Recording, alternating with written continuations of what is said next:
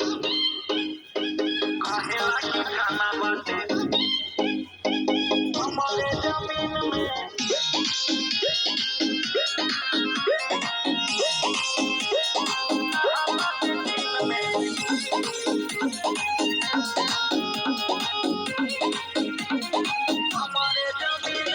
बाप मजदूरी करस बेटा रंगदार हो, भाड़ा पा चलावेला जिला में हथियार हो। खराबा ढलात नइखे रहा बाटे दिन में, कहेला कि थाना बाटे हमारे जमीन में। कहेला कि थाना बाटे हमारे जमीन में।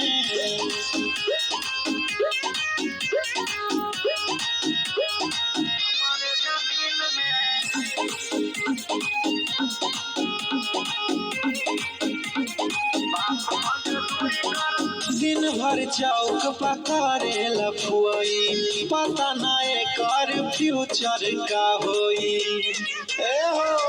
दिन भर चौक पकड़े लफुआई, पता ना एकर फ्यूचर का होई।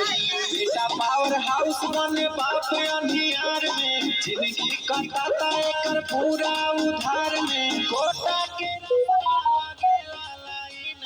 कहेला कि थाना बाटे हमारे जमीन में। कहेला कि थाना बाटे हमारे जमीन में।